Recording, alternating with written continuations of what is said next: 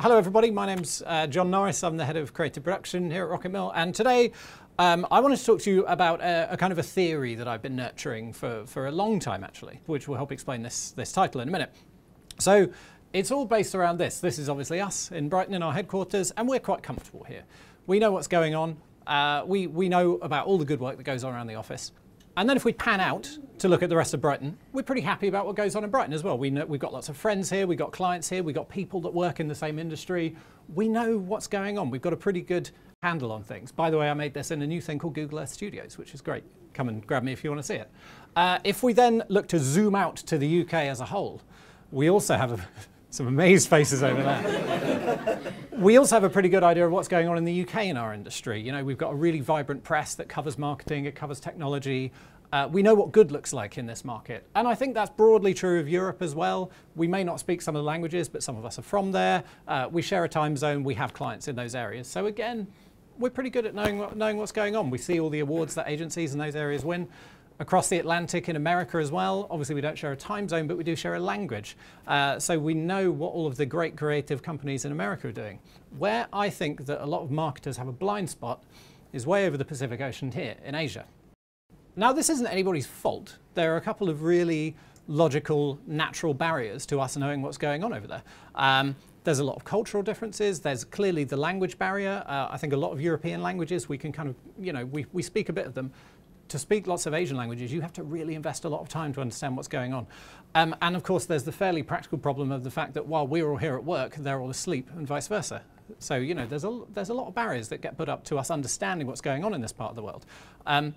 But I am of the belief that there are three things specifically that companies and people in this part of the world do a lot better than we do in the West, which is what I'm going to talk to you about now. The first one of those is scale. The best place to find a really nice case study for scale is in the Chinese city of Hangzhou. Now, you may not have heard of this city, despite the fact that there's about 6.5 million people that live there. In Hangzhou, which is just down here, we will find the headquarters of a company that you probably have heard of called Alibaba, which is one of the biggest technology companies in the world. They're usually talked about in terms of the amount of products that they shift on a holiday called Singles Day, which is the 11th of November every year, which is ostensibly a day that single people celebrate their singleness and they just go and buy loads of stuff. But it's kind of been broadened out so that it's just basically a big shopping day now. So to give you an idea of the scale of Singles Day, in 2018 November, so just a couple of months ago, sales topped $1 billion in 1 minute and 25 seconds. Over the course of the whole day, Singles Day sales were $31 billion, which is about 4 times the size of Black Friday. And obviously that's worldwide. And the interesting thing about the scale phenomenon in China is that it's all being driven by mobile. So in the decade leading up to 2018, the USA added about 200 million mobile internet connections. Over in China, they added 2.5 times that, 675 million. So that's more than 2.5 times the number of mobile internet connections they added in the USA, and it's actually doubled the entire population of the USA. If you think about the USA is the biggest commercial market in the world, China's catching up on them pretty damn fast. In 2007, the Asia-Pacific region accounted for about 30% of smartphone usage. By 2015, that was up to about half, probably more like 2/3 now. And to kind of bring this back home a little bit to our clients, you know, we have a lot of clients in financial services, so naturally we keep an eye on that market. We see where there's interesting movement going on. We look at new products that are launched and we try to use them as a bit of inspiration for what can come next. But because of all of the problems I was just talking about, we tend to focus on the markets that we know. London, Paris, New York, San Francisco. And about 2 years ago, this app launched, Moneybox. I think there are a few Moneybox users here. Yeah, a couple of you. This is a great app. What it will do is when you spend money, it will round your spend up to the nearest pound, and then the spare change, it will chuck it in an ISA for you. So it's a really nice, effortless way to save money. This launched, and we all sort of took notice. We were like, that's a really great idea, and they've been really, really successful. It turns out Alibaba themselves had that idea in China 5 years ago. This is an app called, again, apologies for mangling all these pronunciations, Yui Bao, which translates in English as leftover treasure, which I think is quite nice. And it does exactly the same thing as Moneybox. It will round up your spend and it will chuck the extra in a savings account. The fund, where all that money goes, which remember is a collection of the spare change of people in China that might otherwise be down the back of a sofa, in 2017 it became the largest money market fund in the world. And in 2018, it topped $244 billion before the Chinese government decided it was too dangerous to have all the money in one place and asked them to shrink it. So you want to talk about scale, that's how you do scale. The next quality that I want to talk about is innovation. So you think of innovative tech, you probably think of companies like Apple, all of the big people in the market, but I think actually to get to the beating heart of innovation and technology, you need to go about 1,000 kilometers northeast of Hangzhou to South Korea's capital city, Seoul.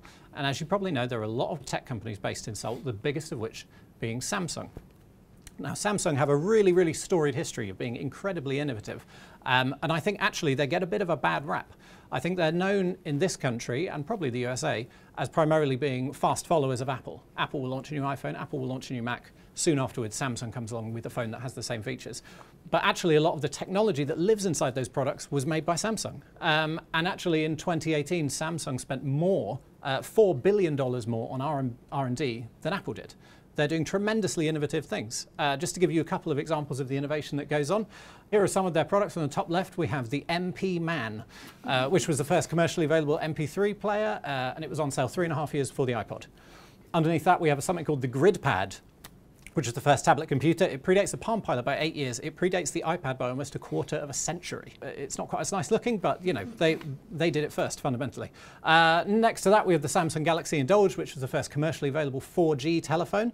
And then not made by Samsung, but actually made by LG, who are Samsung's kind of arch rival in South Korea. We have the LG Prada, which was the phone that had the first capacitive touchscreen.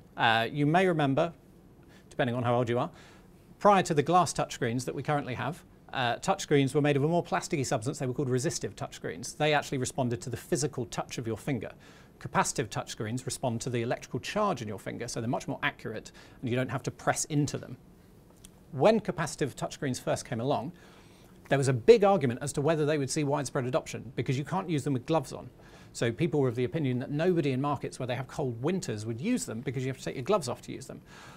But I'm really happy to say that South Korea's innovation doesn't just stop at technology. And quite soon after this phone launch, somebody worked out that a popular sausage snack has the necessary conductive qualities to activate the touchscreen, and the meat stylus was born.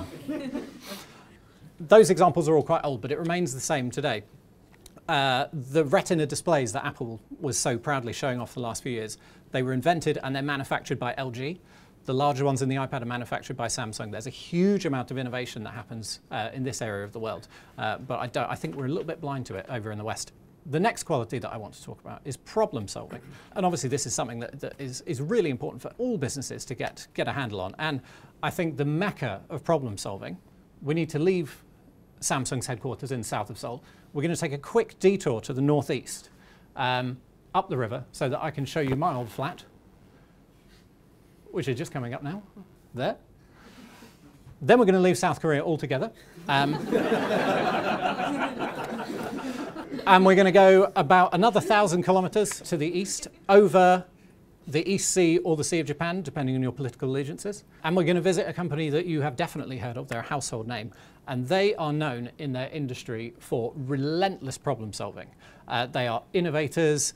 They invent new things, they change industries. And that company, who are based in a very nondescript brown high-rise in the Bunkyo district of Tokyo, which we'll see soon, is Toyota. You probably associate Toyota with things like hybrid cars. In the car industry itself, they are known as the expert problem solvers. They have pushed the industry forward so far. And it's all due to this philosophy called Kaizen, a business philosophy or system based around making positive changes on a regular basis as to improve productivity. This is absolutely core to Toyota's culture. They've founded the whole company around this. And by continually improving and not being afraid to try new things, they have invented things like just-in-time production, which obviously we're hearing lots about with Brexit and it potentially not working anymore. And they've shaped how all car manufacturers build their vehicles. They were also the first to introduce a production line that could produce more than one type of car, and that was back in the 1960s. But the crucial thing is that they never stop. It's a continual process for them. They're always looking for ways to improve their systems. So just to give you another example, in 2010 they came up with something called the the flexible assembly line, which was a complete rethink of how cars are assembled. When you see footage of car production lines, they usually have all these gantries over the top where the cars kind of get carried along. They did away with all of that. They made all the workspaces completely mobile and on wheels so that it can be reconfigured really easily. They deployed this in one of their plants in 2015. You may have heard on the news when it's time to retool and reconfigure a car plant, often takes weeks. But because Toyota is so good at improving every single area of their business, including retooling car plants, they just did it over a weekend, which is completely nuts. And actually, you can see this spirit of Kaizen all across Japan. If you're late for work, you'll be issued with one of these, which is called a delay certificate, and it will be given to you by somebody on the train. Because if you turn up at work and say, I'm sorry, my train was late, your boss simply won't believe you because it happens so rarely. So they give you this piece of paper as proof that your train was actually late.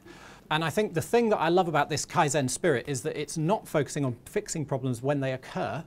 It's focusing on continually improving things to prevent them happening in the first place. And I wanted to give you an example of how this is being used in a more modern company in a marketing and tech fashion. So e-commerce, which we're all very familiar with. There's a report by KPMG that estimated some costs associated with e-commerce. They think that fulfillment costs for an average e-commerce business are anywhere from £3 to £10 to take the thing that you're buying from their factory and get it to you. But they think that returning an item, if you don't like it, costs 2 to 3 times that. So let's use an example. If I'm going to maybe a friend's wedding and I'm looking for an outfit to wear, something like that might be, that might catch my eye. So I'm sure you've all ordered from ASOS. I don't know quite what size will fit me. So I'm going to order a small, I'm going to order a medium, I'm going to order a large. That order will be £60, so I'll get free shipping. I'll get all 3, I'll try them on, I'll keep the one that I like, I'll send the other 2 back. ASOS will refund me £40. They've got £20 of my money. If we look at even the lowest estimate of KPMG's shipping and return costs, that order has cost ASOS £21 to fulfill. So they've made a loss even before you factor in the cost of producing that, which can't be much, but it will be affecting it. So like show of hands, who's done this on ASOS? Order stuff you don't need and send it back. Everybody. It must be an absolutely phenomenal cost for them.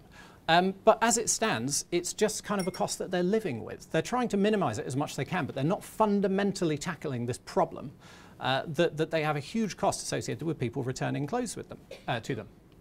If you contrast that with a Japanese company called Zozo, which is probably the nearest equivalent to ASOS in Japan, they saw this high cost of returns as a problem to be solved. They didn't just see it as a cost to bear.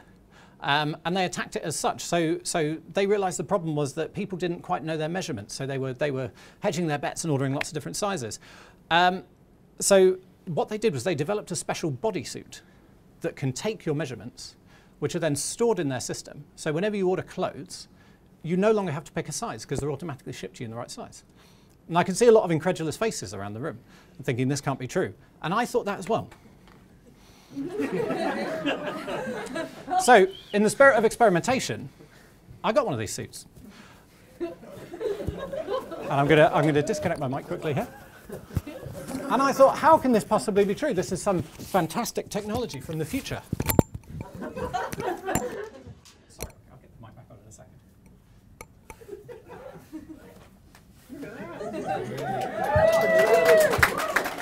Lost my mic. Now we know why you've been cycling so much. Just said, now we know why you've been cycling so much.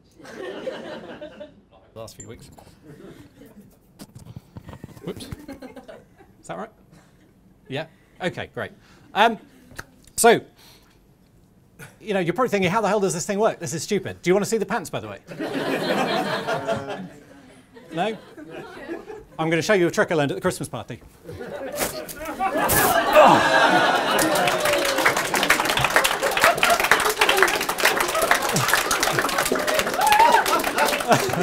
Thank you. So this thing, you point your smartphone at it, and it will measure the distance between all of these dots, and it will then know your measurements, so that you never again have to choose a size of clothes when you order online. But does it work is the key question, Bertie. Again, in the spirit of experimentation, I've ordered for clothes. I have no idea if these fit or not. So let's see how we do. Zozo estimate that this costs €7 to manufacture. So if you contrast that with the example I just gave you about ASOS, does this count as our first forefront costume change? No, I should, shouldn't I? So, if you contrast that with the example I just gave you about ASOS, costing them between £20 and £30 to return an item, this suit will eliminate those costs entirely for the cost of just €7. Come on. And I don't know about you, but I think that's a pretty good fit. It works. Thank you, very generous. So I absolutely encourage you to look this up. I think they might still be sending them out for free if you want to get one. Don't ask to borrow mine. And I think it works. These jeans don't fit too badly. Then if those are really clever, what they could do is license this technology to other online retailers. And then in exactly the same way you have your friends and your interests in your Facebook account, you can have your clothes measurement in your Zozo account, which then completely eliminates the need for returns. Could save ASOS a lot of money. Give us a call. So hopefully that's been useful for you. I think this is a theory I've been nurturing for a long time, that there are just certain companies and people in Asia that do things slightly differently to us, and there's a lot that we can learn there. So I encourage you to keep up with what's going on over there. These are a few resources that I personally follow, that I would encourage you to follow as well. Mr. Brennan at the top here is fantastic on Twitter, also on LinkedIn. He's always sharing stuff from China specifically that you wouldn't get to see anywhere else. It's really, really interesting stuff. Thanks so much for your time. I'm going to go get changed.